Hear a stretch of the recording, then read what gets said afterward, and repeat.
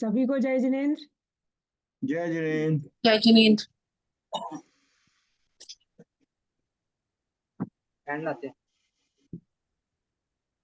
नमोस्तु नमोस्तु नमोस्तु गुरुवर, नमोस्तु नमोस्तु नमोस्तु। नमोस्तु नमोस्तु नमोस्तु नमोस्तु नमोस्तु नमोस्तु नमोस्तु। आओ नमोस्तु। आज हमारे बीच में व्यापक मुनि श्री नव पद्म सागर जी हमारे साथ हैं। जैसा क्रम में रखते हैं 5 मिनट थोड़ा वो आप मूल रूप से पंडित श्री दीप जी छाबड़ा जयपुर के थे और आपको बहुत आश्चर्य लगेगा आचार्य ज्ञान सागर जी से जिन्होंने आचार्य विद्यासागर जी से जिन्होंने दीक्षा ली, उन्हीं ज्ञान सागर जी से पहले इन्होंने अलग दीक्षा ली थी, क्षुल्लक दीक्षा ली थी और आचार्य श्री के साथ ही रहे। उन्हीं ज्ञान सागर जी से उन्होंने अध्ययन किया, लेकिन कुछ कर्म का संयोग रोग ऐसा आया कि दीक्षा छोड़नी पड़ी। काफी दिन गृहस्थ में रहे। अभी जब हमने दीक्षा ली तब भी हमारे साथ आते थे पुराने परिचित, हम इनसे कहते थे पंडित जी कहाँ अटक गए आप, इतने योग्य हो, सब कुछ है और कहाँ इसमें अटक्यों। हमारे संग बिहार में सुबह 4 बजे कॉफी पी लेते थे। हमें पंडित जी क्या ज्ञान आपका, क्या करते हो आप, गड़बड़ है, अब आप ये सब काम छोड़ो और दीक्षा ले लो। कुछ ऐसी समझ में आ गई इनकी कि इन्होंने सीधी पुनः मुनि दीक्षा ले ली और हमारे साथ हैं। तो 5 मिनट आज पहले पंडित दीपचंद जी छाबड़ा जयपुर के अब व्यापक मुनि श्री नव पद्म सागर। नमोस्तु गुरुवर, नमोस्तु नमोस्तु नमोस्तु। नमोस्तु नमोस्तु नमोस्तु। शुभ आशीर्वाद शुभ आशीर्वाद शुभ आशीर्वाद, धर्म वृद्धि। ओ Lord forever let me have love for all, respect for good, compassion to the needy meek, and tolerance for the perverse view. O Lord, forever let me have. God, give me courage to do what is right, courage to speak, courage to fight, for honesty, goodness, justice and truth, courage to choose the good in my youth. God, give me courage to do what is right, courage to own when I am in the wrong, courage to face the day with a song, courage to guard my thoughts and my tongue, courage to choose the right when I am young. God, give me courage to do what is right. According to order of the most worshipable Pravartak Muniraj Dr. Sahaj Sagar Ji Muniraj, I will convey you some good message. I hope that you all will listen to this message very carefully and you will bring the changing in your life for your goodness. Success in life is not easily secured. It only comes to those who work hard and continue learning. Success often comes to those who dare and act. It seldom goes to the timids. We all are the disciples of Lord Mahavir Swami. We all are non-violent. We speak the truth. Therefore, I am advising you to make religious progress in your life, daily worshipping to Lord Mahavir Swami. And now I am speaking 4 lines. Buddhe phalam tattva vicharanam cha. Buddhe phalam tattva vicharanam cha. Dehasya saram vrata dharanam cha. Arthasya saram kil patradanam. वाचे फलम प्रीति करम नाराणाम।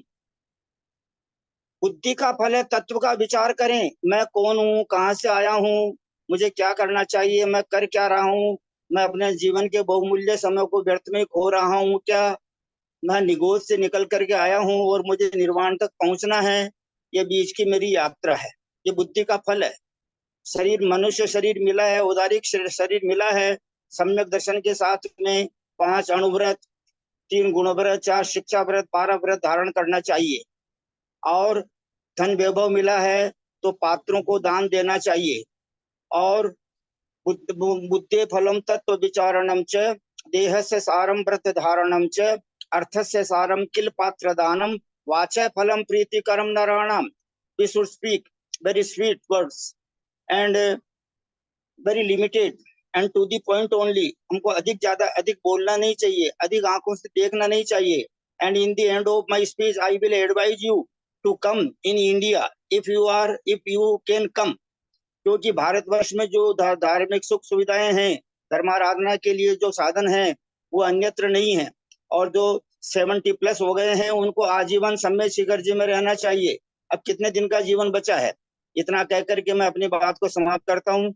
और परम पूज्य प्रवर्तक मुनिराज doctor सहसागर महाराज जी के श्री चरणार बिंदु में सिद्ध भक्ति, श्रुत भक्ति, योगी भक्ति पूर्वक मैं बारंबार उनको नमोस्तु निवेदन करता हूँ। I am very happy and surprised to look the great। तो उनकी तपस्या को देख करके मैं बहुत बहुत हो गया, उनकी तपस्या को देख करके मैं बहुत बहुत आश्चर्यचकित हूँ। जब उन्होंने क्षुल्लक दीक्षा ली तो हम सारे विद्वान, भारतवर्ष के सारे विद्वान बहुत आश्चर्यचकित हो गए थे कि इतने नाजुक शरीर वाले डॉक्टर सुशील कुमार जी कैसे क्षुल्लक दीक्षा लेकर के व्रतों का पालन करेंगे। लेकिन वो तो 11 महीने के बाद में 1 फरवरी को उनकी क्षुल्लक दीक्षा हो गई सम्यक शिखर जी महातीर्थ पर। और 11 महीने के बाद में 28 दिसंबर 2023 में उनकी मुनि दीक्षा हो गई। जब मैं उनके साथ रहा तो मेरे भी भाव बहुत बदल गए और हम दोनों की एक साथ मुनि दीक्षा हो गई। Therefore, my dear friends, my religious brothers and sisters, I will advise you। अब हम में इतनी शक्ति है कि हम तीर्थंकर बन सकते हैं, हम सिद्ध भगवान बन सकते हैं। लेकिन अपने को समझ में आना चाहिए। समय अपना अगर अपना समय आ गया है मोक्ष जाने का तो ही समझ में आता है, नहीं तो अपना समझ में नहीं आता। इधर उधर के फालतू के कामों में टाइम वेस्ट करते हैं। जय बोलो महावीर भगवान की जय। नमोस्तु नमोस्तु नमोस्तु नमो Yes, sir, Sakaji. नमोस्तु हाँ। महाराज नमोस्तु।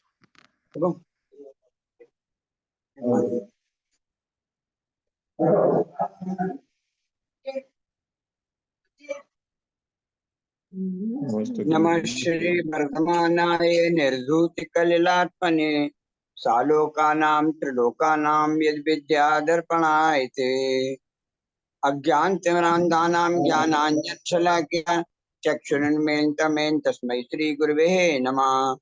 जिन शासन नायक भगवान महावीर स्वामी की जय, 2400 तीर्थंकर भगवान की जय, द्वादशांग जिनवाणी माता की जय, दीक्षा गुरु परम पूज्य पाचार्य श्री प्रसन्न सागर महाराज की जय, 3 कम 9 करोड़ मुनि महाराजों की जय। और सहसागर जी महाराज की जय। 12 भावना का विषय चल रहा है। अभी जैसा कि पूज्य नवपद्म सागर जी ने कहा, निगोद से निर्वाण तक की यात्रा है और आधी यात्रा पूरी हो गई। निगोद कहाँ है? नरक से नीचे परमानेंट स्थान 7 राजू। और निर्वाण कहाँ है? मोक्ष, वो भी ऊपर 7 राजू। आधी यात्रा तो हो गई, निगोद से मनुष्य भूमि तक की आधी यात्रा पूरी कर ली। अब यहाँ जंक्शन पर खड़े हैं कि यहाँ से जहाँ भी जाना चाहो तहाँ चले जाओ, वापस निगोद चले जाओ, नरक चले जाओ, त्रियन चले जाओ, मनुष्य बन जाओ, देव बन जाओ, और चाहे तो मोक्ष भी चले जाओ। अब इस काल में तो मोक्ष जाते नहीं, कहीं से सीधी ट्रेन नहीं है, कभी कभी फ्लाइट नहीं मिलती सिडनी से सीधी इंडिया की, तो सिडनी से सिंगापुर चले जाओ, सिंगापुर से इंडिया आ जाओ। वही स्थिति है कि इस समय सीधी फ्लाइट नहीं है मोक्ष की। आचार्य कहते कोई चिंता की बात नहीं, सीधी मोक्ष की फ्लाइट नहीं है, थोड़ा पुरुषार्थ कर लो, देव गति चले जाओ, 1-2 लोकांतिक देव बन जाओ, लोकपाल बन जाओ, सौदर बन जाओ, दक्षिणेंद्र बन जाओ, कुछ भी बन जाओ, तीर्थंकर के माता पिता बन जाओ, भगवान को आहार दे लो। इस समय नहीं है, लेकिन इतने काम कर लो तो नियम से मोक्ष चले जाओ। मोक्ष बहुत दूर भी नहीं है और बहुत पास भी नहीं, लेकिन अपने पुरुषार्थ की बात है। और नरक से निगोद तक से और निर्वाण की यात्रा पूरी करें, इसलिए आचार्य ने कहा इसमें 12 भावनाओं का चिंतन बहुत जरूरी है। अपन अनित्य, अशरण और एकत्व 3 भावनाओं पर चर्चा कर चुके हैं। आज चौथी भावना अन्यत्व पर चर्चा करेंगे। एकत्व और अन्यत्व दोनों लगभग मिलती जुलती हैं। अलग करना है दोनों को।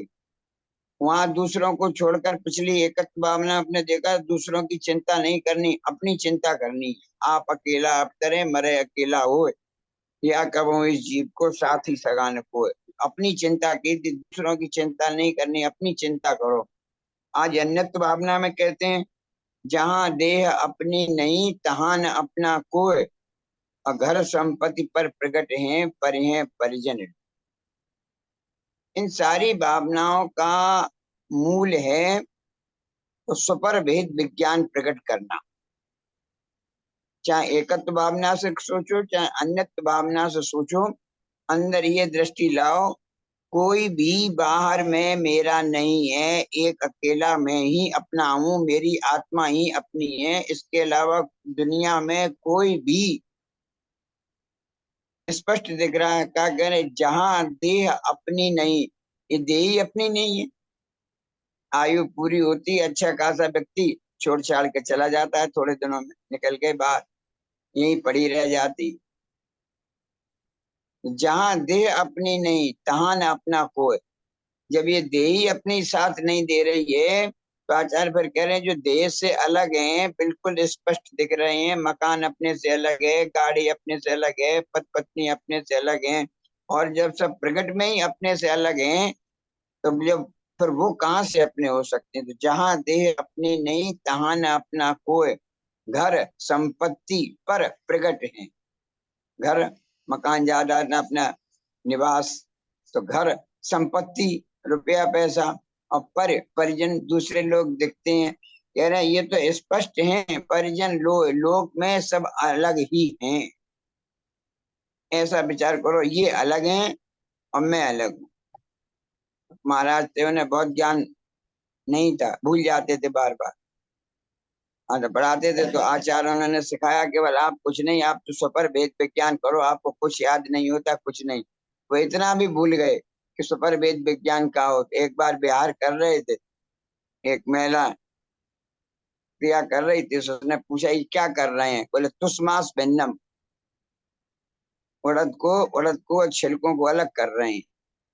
बस इस एक वाक्य से उन मुनि को इतनी श्रद्धा परिणामों में जग गई, अरे मुझे भी तो यही करना है, तुष्मास भिन्न, आत्मा अलग है मैं अलग हूँ। बस इतने से वो ऐसी उग्र तपस्या में लग गए इस एक जरा सी वाक्य से कि तुष्मास भिन्नम, जैसे वो तुष और मास भिन्न है, ऐसे ही मेरे लिए भी ये शरीर अलग है आत्मा अलग है, शरीर अलग है आत्मा अलग है। ऐसा सोच के इतने आत्म परिणामों में चित्त हो गए, इतने आत्म परिणाम हो गए कि केवल ज्ञान की प्राप्ति कर ली। इस केवल कुछ नहीं, अक्षर का बहुत कम जानते थे, याद होता ही नहीं था, गाथाएं पढ़ते नहीं। लेकिन एक वाक्य समझ में आ गया कि तुष मास भिन्नम, ये अलग है, दाल अलग है, छिलका अलग है। पहले दाल पे छिलका चढ़ा रहता है ना ऊपर, तो छिलका युक्त होती है। अब छिलका युक्त नहीं, उसे छिलका अलग कर दो, कूटते हैं पीसते हैं करते छिलका अलग कर देते हैं। ऐसे ही कहते हैं आत्मा के ऊपर कर्म रूपी छिलका चढ़ा हुआ है, अनादि काल से चढ़ा है। तो पर वेद विज्ञान प्रकट करना है तो इस कर्म रूपी छिलके को आत्मा से अलग करना पड़ेगा। जब तक कर्म लगे हैं आत्मा के साथ, तब तक आत्मा मोक्ष नहीं जा सकती। मोक्ष जाने के लिए करना है। इसी बात को आचार्य कुंद ने मूलाचार में 702वीं गाथा में लिखा, मातु पिता शयन संबंधो यह सभ्य व्यक्तणो अणे, यह लोग बंधवत्तेण यह परलोड़म समम नेति। मात पित शयन संबंधी, माता पिता स्वजन, शयन स्वजन, संबंधी रिश्तेदार, ये सब जो हैं जितने बाहर में अपने दिख रहे हैं, वे अतड़ों अण्णे अपनी आत्मा से अलग हैं, अपने नहीं है, अपनी आत्मा से अलग हैं। ये लोग बंधवाते, इस लोक में जो भी हैं, इस लोक में बंधवातेण, बांधव तो हैं, रिश्तेदारी तो है, मित्रता तो है। परलोकम समम रहती, पर ये लोग परलोक में साथ नहीं जाते। यहाँ जब तक थोड़ी देर के लिए हैं तब तक साथ हैं। शाम होती है, बहुत से पक्षी किसी पेड़ पर आकर बैठ जाते हैं। कोई इधर से उड़ के आया, कोई कहीं उधर से आया, कहीं से उधर के आया, पेड़ के ऊपर बैठ गए। और जैसी सुबह होती है, रात भर तो लगता है हाँ अपन एक पक्षी एक पक्षी। या अपन को कहीं जाना हो, कहीं ट्रेन बाद में हो, तो अपन प्लेटफॉर्म पे आके साथ होके बैठ जाते हैं। निरे यात्री अपने चारों तरफ बैठे रहते हैं। लेकिन जिसकी जहाँ ट्रेन आई, कोई इस प्लेटफॉर्म से, कोई उस प्लेटफॉर्म से, कोई अप ट्रेन से, कोई डाउन ट्रेन से, कोई किसी ट्रेन से, अपनी अपनी ट्रेन आई और अपनी अपनी ट्रेन में बैठ के चले गए। कोई बस प्लेटफॉर्म पे लगता है कि थोड़ी देर के लिए साथ हैं, कोई साथ नहीं देता। सब आचार्य कह रहे हैं ऐसी थोड़ी देर के लिए, जैसे वो रात भर के लिए पक्षी पेड़ पे इकट्ठे हो गए और सवेरा जैसे ही होता है तैसे सब पक्षी अपनी अपनी दिशा में उड़ जाते हैं, कोई पक्षी किसी के साथ नहीं जाता। आचार्य कह रहे हैं बिल्कुल यही स्थिति है।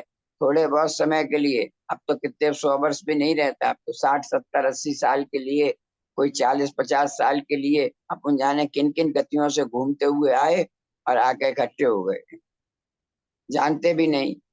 जब तक सिडनी नहीं गए थे, कमल जी को नहीं जानते थे, नम्रता जी को नहीं जानते थे, इंदु जी को, सब सुरेखा जी, पंकज जी, पन्ना, किसी को परिचय नहीं था। अब परिचय हो गया थोड़ी देर, बस अब अरे सबको जानते हैं अपने। आचार्य कहते हैं बस यही राग मोह है। थोड़ा सा परिचय हुआ और सब अपने लगने लगते हैं। आचार्य कहते हैं ठीक है, बंधु बांधवों को जानो, संसार में जानो एक दृष्टि से, ठीक है भैया, मित्र हैं, मोक्ष मार्गी हैं, धर्म के काम में सहायक हैं, साधर्मी हैं, सब जान लो। लेकिन अंदर से ये विश्वास रखो कि इनमें से कोई भी अपना नहीं है, कोई भी।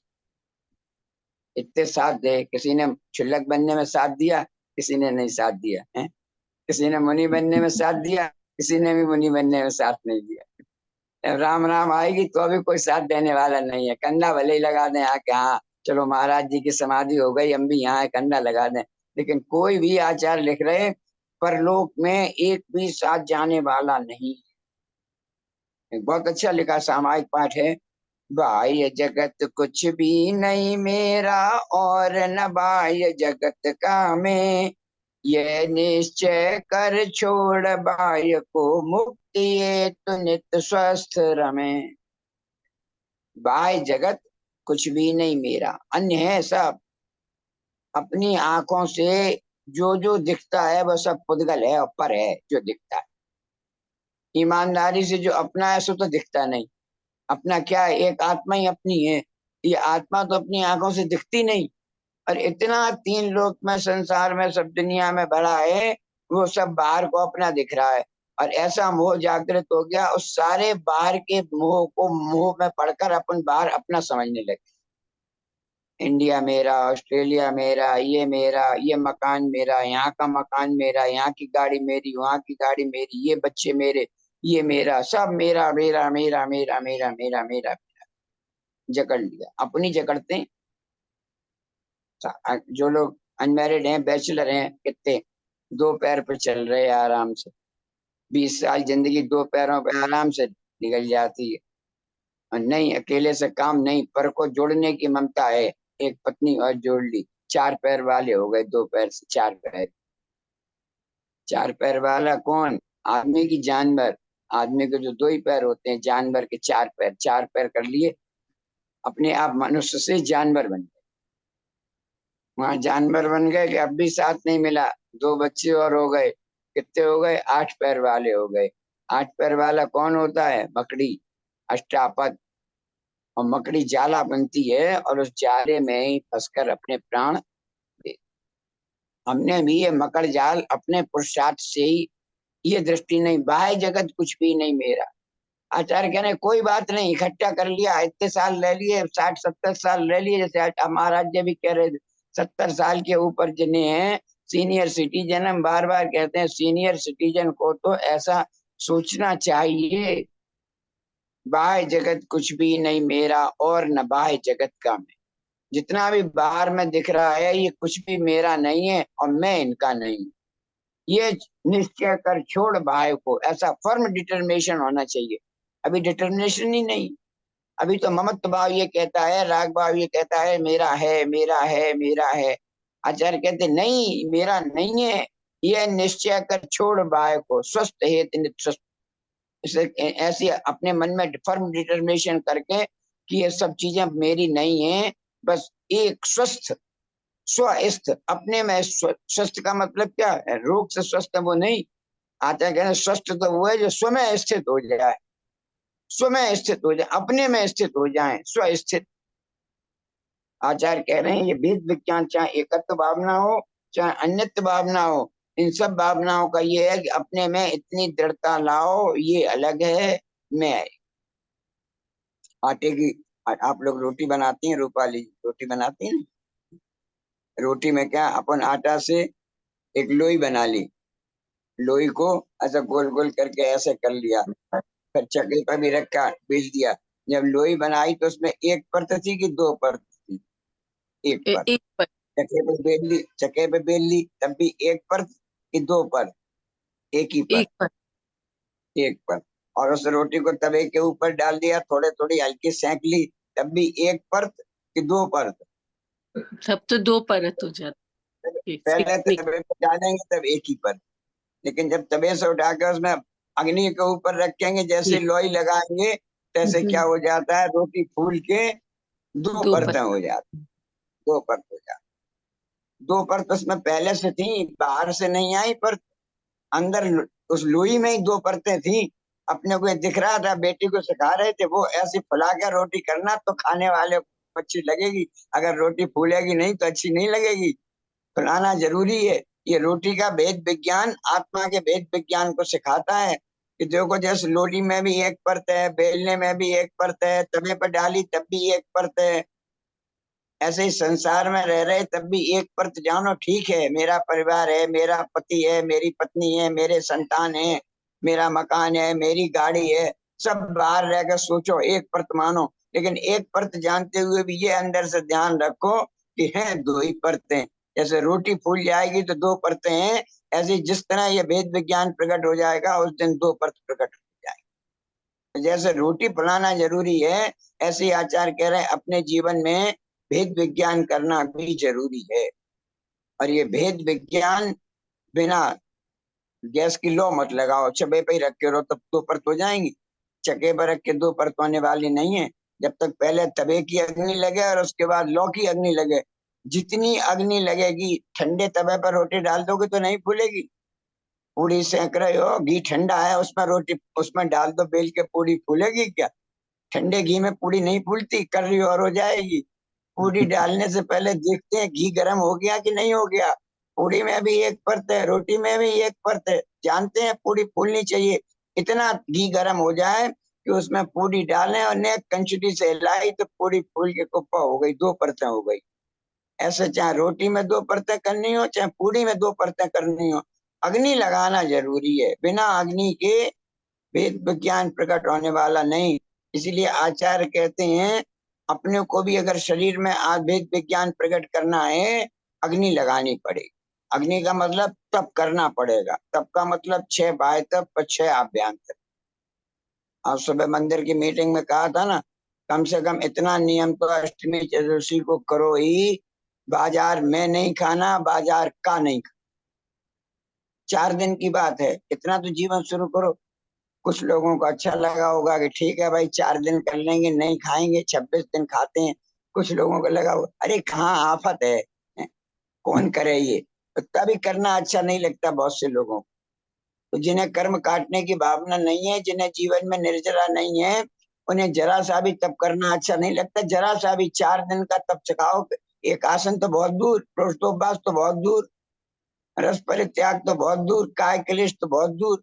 हम लोग क्या करते हैं, ऐसी भरी दोपहर में 39-40 डिग्री टेम्परेचर है, अभी 4:30 पौने 5 पे बिहार होगा, सड़क तपती है, ऊपर से धूप लगती है, पसीना निकलता है, लेकिन काय क्लेश करना पड़ेगा। क्लेश करोगे तो कर्म कटेंगे। एसी में बैठ के कर्म नहीं कटते, सोफा सेट पर बैठ के कर्म नहीं कटते, खाना खाते खाते कर्म नहीं कटते, टीवी देखते देखते कर्म नहीं कटते, करना पड़ेगा। तो सुबह कही थी एक बात, अष्टमी चतुर्दशी को बाजार का नहीं खाना, बाजार में नहीं खाना। आज अन्यत्व है। 15 मिनट का एक अभ्यास करके देखो, कमल जी आज करना रात को 15 मिनट के लिए एकांत में बैठ जाना। अभी नीता जी आई थी, देख देख के चली गई हैं। बच्चों से कहना अब 15 मिनट के लिए हम कुछ नहीं, अपना आपका जो चैत्यालय है, चैत्यालय में जाके बैठ जाना 15 मिनट। और सभी से, उन्हीं से नहीं कह रहे, चैत्यालय नहीं है तो अपने मंदिर में, जहाँ अपने मंदिर बनना है भगवान, वहां बैठो। कम से कम 15 मिनट का संकल्प करो कि रोज हम 15 मिनट बिल्कुल एकांत में बैठ के, किसी से बोलना नहीं, किसी से बात नहीं करनी, कोई मोबाइल नहीं चलाना, मोबाइल आ जाए तो रिसीव नहीं करना, कोई कॉल बेल बजाए तो कुछ नहीं। 15 मिनट के लिए हमने दुनिया छोड़ दी। इंदू जी, अपनों की चिंता बहुत कर ली, अब अपनी चिंता करो। जितने सारे बैठे हैं सब अपनों की चिंता बहुत कर ली, अब अपनी चिंता करो। कब तक दूसरों की चिंता करते रहोगे? आचार्य कहते हैं सब अन्यत्व हैं, दूसरों की चिंता में जीवन व्यतीत मत करो, अपनी चिंता करो। तो 15 मिनट बैठ के ऐसे सोचो, हमसे सब अलग हैं, एक आत्मा ही अपनी है, शुद्ध है, बुद्ध है, निरंजन है, ज्ञायक स्वरूप है, टंकोत्कर्णी है, राग से रहित है, क्रोध से रहित है, मान से रहित है, माया से रहित है, न श्वेत है, न कृष्ण है, न पीत है, न पद्म है, न छोटी है, न बड़ी है, न जलती है, न कटती है, न गलती है, कुछ नहीं है। ऐसी अपनी आत्मा है, वो मैं हूँ। जो बाहर से दिख रहा हूँ वो मैं नहीं हूँ, मेरा तो शुद्ध स्वरूप ऐसा है। और मैं पुरुषार्थ करूंगा तो एक दिन ऐसे स्वरूप को प्राप्त कर लूंगा। और उस पुरुषार्थ करना पड़ेगा तो छोड़ना पड़ेगा। हमने भी सबको मान रखे थे, लेकिन अब तो पुरुषार्थ किया तो छोड़ के आ तो गए, ऐसी बात नहीं। तो नम्रता जी, अगर भावना मन में भाव, तो सुधीर जी छूट तो सकते हैं, ऐसी कोई बात तो नहीं, छूट सकते हैं। नेक पुरुषार्थ करने की जरूरत है। नेक कमल जी, केविन को सौंपो चाबी। अब तो क्या मतलब, अब हाँ लो बेटा केविन लो। अब हमने बहुत हीरे बेच लिए, अब अपने आत्मा रूपी हीरे की चिंता करेंगे। उन हीरों की चिंता तो इतने साल से कर रहे हैं, उन हीरों की चिंता नहीं, अपनी आत्मा सबसे बड़ा हीरा है। उस हीरे की चिंता अपने को करनी है। अब तो वर्क की चिंता बहुत कर ली, दूसरे हीरो, अरे कितना सौभाग्य है। अपनी आत्मा हीरे के समान है, और वो हीरा और कहीं नहीं, मेरे ही पास मेरा हीरा है।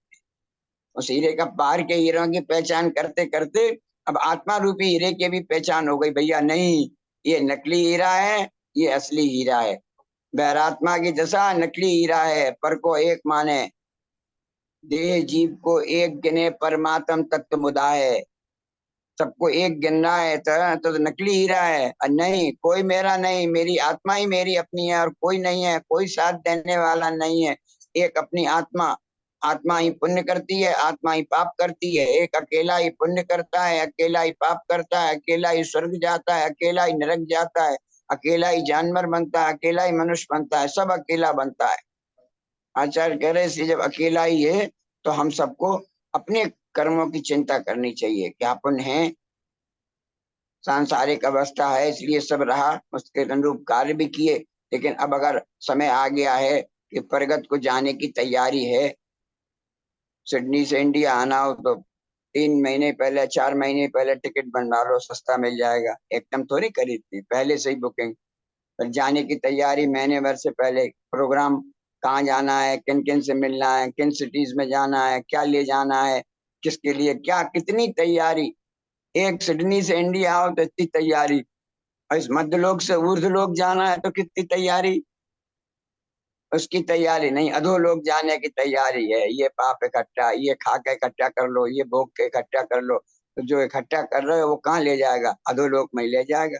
इसलिए आचार्य कह रहे समय हो रहा है कि ये सब पाप के काम बहुत कर लिए, भोगों के काम बहुत कर लिए, इंद्रियों के काम बहुत भोग लिए, नाना प्रकार के संकल्प विकल्प बहुत कर लिए, सब कर लिए, पूरा जीवन का लाभ उठा लिया, कोई चिंता बात नहीं है। अंत भला तो सब भला।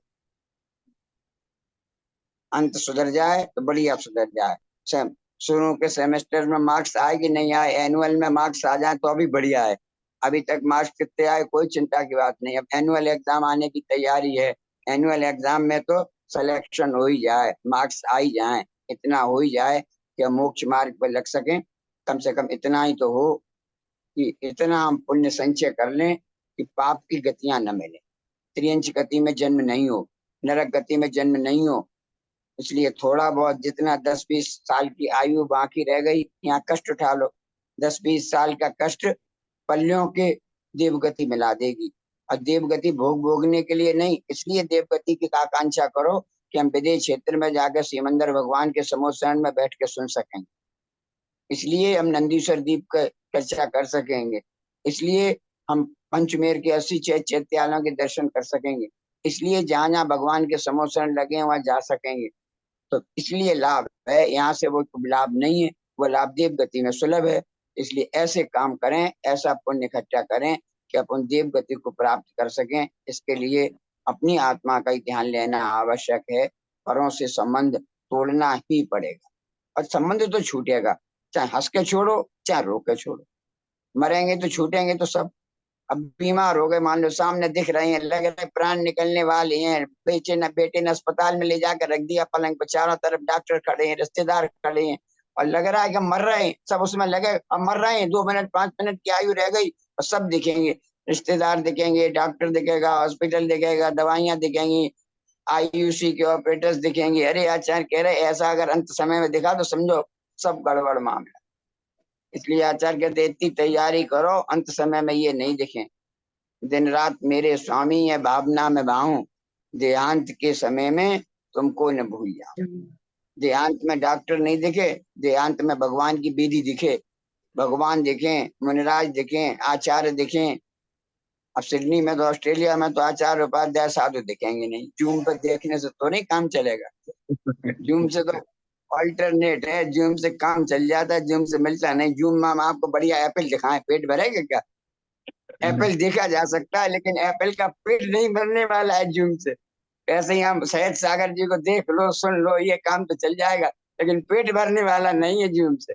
पेट भरने के लिए तो अपने आत्म तत्व को प्राप्त करने के लिए तो यहाँ आना पड़ेगा, रहना पड़ेगा। इसलिए हम बार बार कहते हैं, जब भी आओ किसी संग में जो आपको अच्छे, हम ये नहीं कहते, हम आप जिस संग में जो आपको आचार्य लगते हैं, जो तीर्थ अच्छा लगता है, जो मुनि अच्छे लगते, उनके पास रहो, 10 दिन रहो उनके पास, उनके बगल में सो, उनकी चर्या देखो, बिहार कराओ, एक बार कराओ तब पता चले कितना कष्टप्रद काम है। उस कष्ट में भी आनंद आता है। काय के लिए?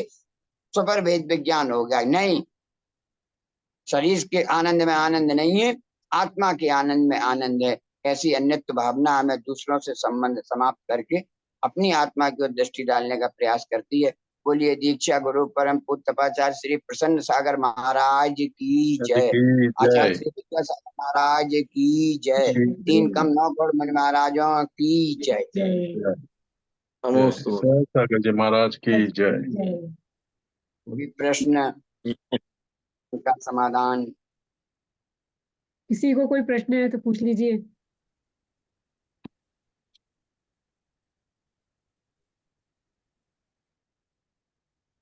नमस्तु नमस्तु नमस्तु महाराज श्री।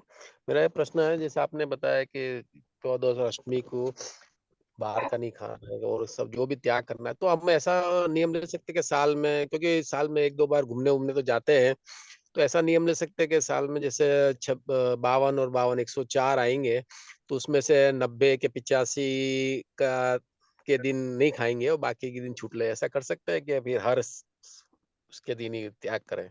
ये तो उसमें तब इतने दिन की तो छूट है ही। अष्टमी चतुर्दशी का लें तो अष्टमी चतुर्दशी तो रखनी चाहिए। 48 तो आई थी हैं, 1 महीने में 2 अष्टमी और 2 चतुर्दशी, तो 4 हुई 1 महीने में। 12 महीने में 48 ही तो हुए, तो 48 दिन तो कंट्रोल। अब यही तो छूट है। मान लो अपन 48 दिन में नियम लेंगे, 40 दिन रखेंगे, पुण्य तो उसका भी मिलेगा, लेकिन 40 दिन का पुण्य जितना मिलेगा, उसमें जो 8 दिन खाने की लालसा लगी है वो पाप ज्यादा कमा देगी। तो पता लगा बैलेंस हो गया, 40 दिन खाया भी नहीं और 8 दिन खा लिया, वो दोनों का पुण्य पाप बढ़ा गए। Balance is equal to 0, minus ज्यादा हो गया, प्लस कम हुआ, इज इक्वल टू 0 हो गया।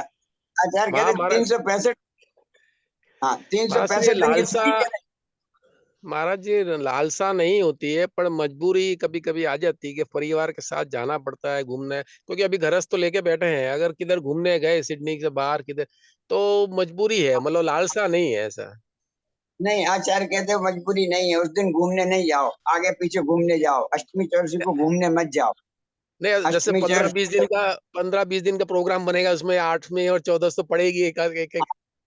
तो आओ, उस दिन अपन नहीं खाएंगे, दूध पी लेंगे, फल खा लेंगे, एक आसन कर लेंगे, कोई अपना मिल जाएगा, अपने घर का बना नाश्ता ले जाएंगे, वो खा लेंगे, घर के बिस्कुट मठरी बना के रख लो, कुछ बना के रख लो।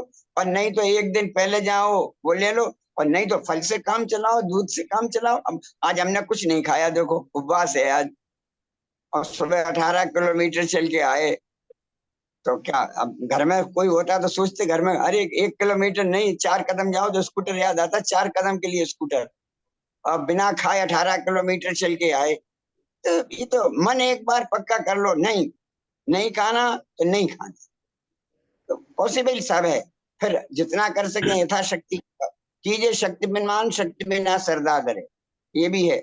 जितनी शक्ति है उतना करो, शक्ति से अधिक भी मत करो, शक्ति को छुपाओ भी मत। तो हमें लगता है इतनी तो शक्ति है कि 48 दिन रह सकते हैं। ये जो अपन कह रहे, मजबूरी कह रहे हैं शब्दों में, वास्तव में ये लालसा लगी है कि हम कहते हैं ऐसा मिल गया तो, कोई खाने का मामा आ गया तो, किसी की शादी अष्टमी चतुर्थी को आ गई तो, पार्टी अष्टमी चतुर्थी को हो गई तो ये तो मजबूरी नहीं है, अंदर की ईमानदारी से लालसा है कि अगर उसकी अष्टमी चतुर्थी को पार्टी हुई, अष्टमी चतुर्थी को हुआ तो हम पर नहीं खाएंगे तो कैसे काम चलेगा। अरे नहीं खाओ तो नहीं खाओ, तो उतना करोगे तो पुण्य ज्यादा मिलेगा। पर कर्म वही तो कहता है, सामने चीज हो नहीं खाओ तो ज्यादा है ही नहीं चीज, फिर क्या करें। पार्टी में गए ही नहीं, घर में बैठे तो नहीं खाया तो कौन सा बड़ा काम कर लिया। पार्टी में गए और सामने रखी प्लेट है, पंकज जी पकड़ा रहे हैं, सुधीर जी लो खाओ, और सुधीर जी की नहीं भाई आज तो अष्टमी है, हम आज बाजार का नहीं खाएंगे, घर का कुछ बना के। और आपके यहाँ तो वैसे ही घर का बनता है, आप लोग बाजार का कितना खाते हो। हम तो तब गए थे सब, आप लोग घर का ही, पार्टी होती थी नहीं अपने घर से पूरी राटा सब सब्जी घर घर की बना के, तो आपके यहाँ तो वैसे ही घर की वही परंपरा चल रही, बदल गई वही चल रही है। वही चल रही है। तो फिर क्या, तो आपको तो वही सब घर से वैसे लेकर आके चले जाना है, तो क्या दिक्कत है, कोई दिक्कत नहीं। आचार्य ने इन पर्व के दिन विशेष में अन्य तिथियों में द्रव्य क्षेत्र काल भाव, ये काल है, इस काल में जो पुण्य कमाया जाता है वो सप्तमी त्रयोदशी पंचमी चपटी करके पुण्य नहीं कमाया जा सकता, विशेष काल है। 10 लक्षण के 10 दिन जो काल है अलग है, अष्टांग का के 8 दिन काल है वो अलग है, भगवान के निर्माण और जन्म का दिन है वो काल अलग, काल ही अलग है। उस काल में जो एक्सट्रीम काम किया जा सकता है वो दूसरों में काम नहीं किया जा सकता। संडे को मंडे बीच में जितनी भीड़ होगी अन्य दिनों में उतनी नहीं होगी, काल है वो, भोग के लिए भी काल है और धर्म के लिए भी काल है, दोनों के लिए काल है। तो अपन उस काल में देखें कि अपन कहाँ कैसे कर सकते हैं। नमोस्तु महर्षि, नमोस्तु। 1 मिनट का समय रह महाराज गया जी, है, तो इस बार तो मेरे ख्याल से अब समय के अभाव में कोई क्वेश्चन नहीं ले पाएंगे। महाराज जी, मेरी ना एक सुबह से आज मेरे मन में बहुत विकल्प आ रहे हैं, और हो सकता है कि अब जिसका जवाब आप अभी ना दे पाएं, लेकिन बाद में इस बारे में मैं आपको फोन भी करूंगा। कि जैसे आज सुबह हम लोगों ने मंदिर में आपका प्रवचन करवाया, जिस टाइम पे आप विहार कर रहे थे, तो मेरे मन में तब से ये विकल्प आ रहे हैं कि ये ठीक नहीं है, हमें ऐसा नहीं करना चाहिए, क्योंकि हमने आपकी जो विहार की चर्या थी उसके अंदर विधान डाला, आपकी जो ईय समिति थी उसका पालन करने में हम मेरे ख्याल से निमित्त बने। तो क्या मेरा ये सोचना ठीक है या मुझे ऐसा नहीं सोचना चाहिए? मैं सोचा तो ऐसा था कि कहीं रुक जाएंगे और बैठ के करेंगे, लेकिन चूंकि 18 किलोमीटर का आज बिहार हो गया, पया इतना होता नहीं है, 10-12 होता है, लेकिन कोई स्पेस ऐसी रुकने की नहीं, स्थान मिला, 18 किलोमीटर करना पड़ा। उसमें अगर हम 8 घंटे रुक जाते तो फिर सबको दिक्कत हो जाती हमारे ही निमित्त से, तो हमें मजबूरी में ये करना पड़ा कि अपन चलो चलते भी जाओ और बोलते भी जाओ, ऐसा काम चलते जाओ, इसलिए ऐसा किया। तो निश्चित रूप से उसमें एकाग्रता तो नष्ट होती है, क्योंकि ईर्ष्या समिति के पालन, अब उसमें तो सड़क को हम देख नहीं रहे, हम तो मोबाइल ही देख रहे हैं, सच्ची बात। तो